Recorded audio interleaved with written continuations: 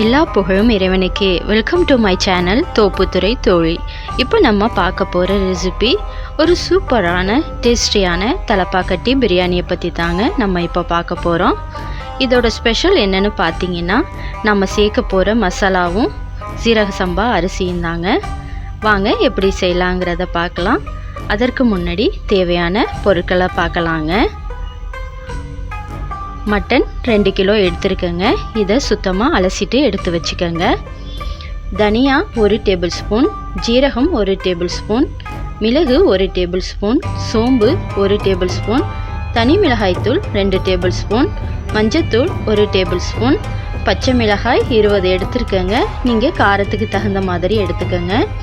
பட்டை 2, கிராம்பு 15, ஏலக்காய் 15, கல்பாசி 2 பீஸ், மராத்தி மூக்கு 2, ஜாதிக்காய் 1ல் பாதியை மட்டும் எடுத்துக்கோங்க, பிரிஞ்சி இலை 2, நட்சத்திர சோம்பு 1, ஜாதிபத்திரி 1,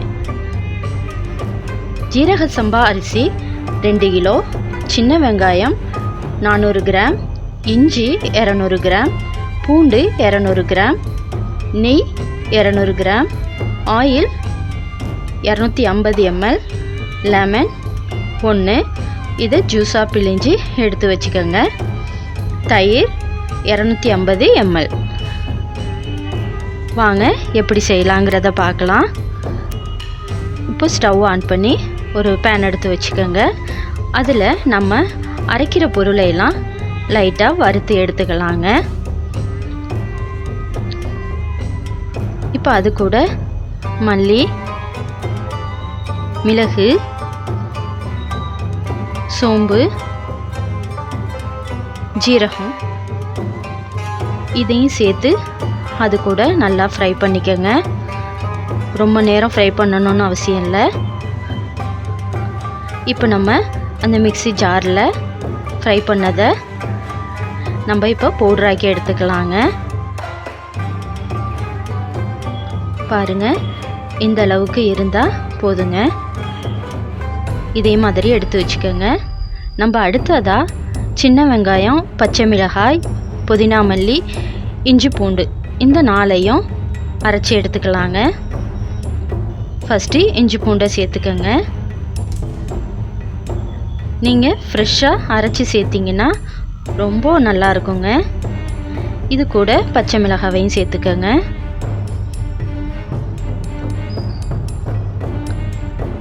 புதினா மல்லியையும் சேர்த்துக்கோங்க.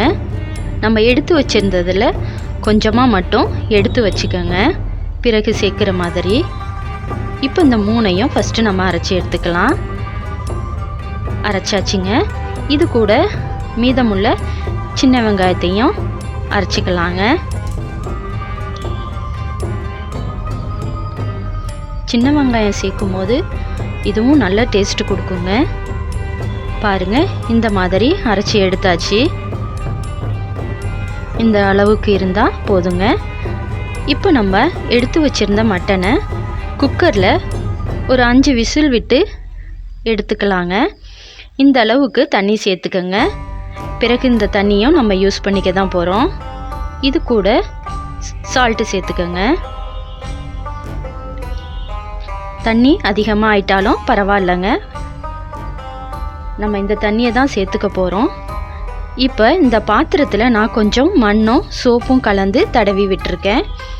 ஏன்னா ரொம்ப கறி பிடிக்காத அளவுக்கு இருக்குங்க. இப்போ சூடு வந்ததும் நம்ம எடுத்து வச்சிருந்த நெய்யில் 3/4 பாகத்தை சேர்த்துருங்க. மீதியை வச்சுக்கோங்க. ஆயிலையும் சேர்த்துக்கோங்க.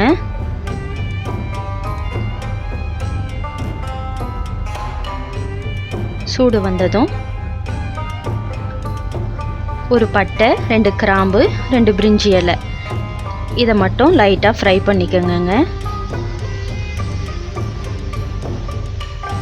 ஃப்ரை ஆகுனதும் நம்ம அரைச்சி வச்சுருந்த இஞ்சி பூண்டு விழுதை சேர்த்துக்கலாம். இதையும் நல்லா வதக்கி விடுங்க. பச்சை வாசனை போகிற வரைக்கும் வதக்கணுங்க.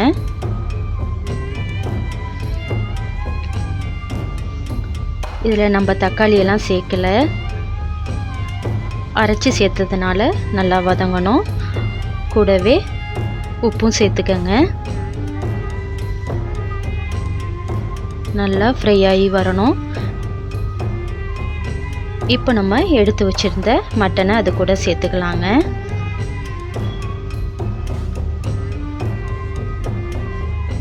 அதையும் நல்லா கலந்து விடுங்க.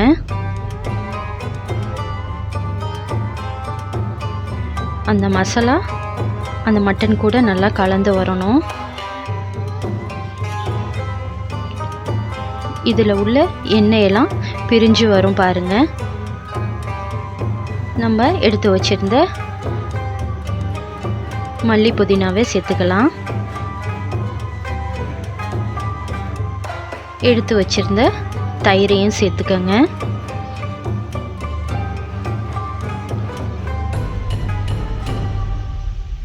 இதையும் நல்லா கலந்து விடுங்க.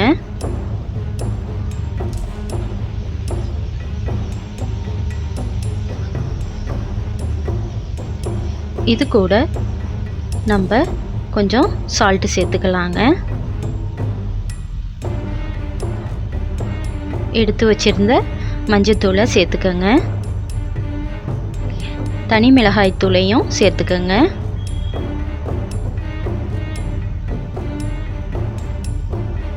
எடுத்து வச்சிருந்த மசாலா நம்ம அரைச்சதையும் சேர்த்துக்கலாங்க.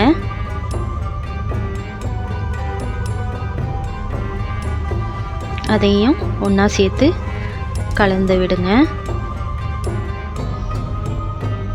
கொஞ்ச நேரம் கலந்து விட்டுட்டே இருங்க. அடி பிடிக்காத அளவுக்கு பார்த்துக்கங்க. இப்போ நம்ம லெமன் ஜூஸை சேர்த்துக்கலாம்.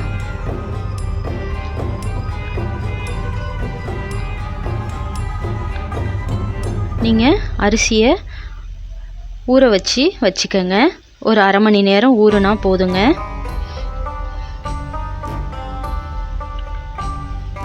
இப்போ நம்ம வேக வச்சிருந்த மட்டன் தண்ணிலேருந்து கூட தண்ணி சேர்த்து 2 கிலோவுக்கு 3 லிட்டர் தண்ணி சேர்த்துக்கிறேங்க. இதையும் நல்லா கலந்து விடுங்க. இப்போ கொதிக்கட்டும், நம்ம மூடி வச்சிடலாம். நீங்கள் பாத்திரத்தை அடுப்பில் வைக்கும் போது நீங்கள் அரிசியை ஊற வச்சா போதுங்க. நல்லா கொதி வந்துருச்சு.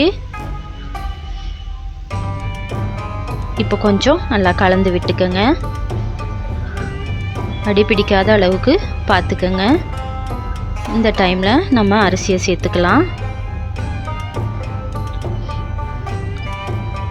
சீரக சம்பா அரிசி ரொம்ப நைஸாக இருக்குங்க. அதோட ஃப்ளேவரும் நல்லா இருக்கும். இந்த அரிசியை கொஞ்சம் கவனமாக செய்யணுங்க. டேஸ்ட் பண்ணி பாருங்கள் உப்பு போதுமானு. இந்த டைமில் சேர்த்தா தான் பிறகு சேர்க்க முடியாது. இன்னும் கொஞ்சம் தண்ணி வற்றி வரட்டும். பாருங்கள் நல்லா கொதிக்குது. இப்போ லைட்டாக கலந்து விடுங்க. நீங்கள் எப்போதுமே பாஸ்மதியாக இருந்தாலும் சரி, மற்ற அரிசியாக இருந்தாலும் சரி, போட்டு கிண்டிக்கிட்டே இருக்கக்கூடாதுங்க. ஏன்னா அரிசி உடஞ்சிரும். பார்த்து பொறுமையாக செய்யணும். எந்த அளவுக்கு தண்ணி வற்றி வந்திருக்கு பாருங்கள். ஃபுல்லாக வற்றிடுச்சு. இந்த டைமில் நம்ம மீதமுள்ள நெய்யையும் சேர்த்துக்கலாம். இப்போது தம்மில் போட்டுடலாங்க. இப்போ மூடியை போட்டு அது மேலே நான் வெயிட்டு வைக்கிறேன். வச்ச பிறகு கொஞ்சமாக அந்த நெருப்பில் எடுத்து வச்சுக்கோங்க. ஒரு 20 நிமிஷம் அப்படியே வேக விட்டுருங்க. இப்போ திறந்து பார்க்கலாங்க. பாருங்கள் சூப்பராக ரெடியாகி வந்திருக்கு.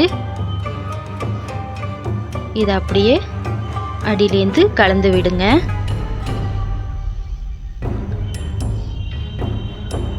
ஒன்றோட ஒன்று ஒட்டாமல் எவ்வளவு சூப்பராக வந்திருக்கு பாருங்கள்.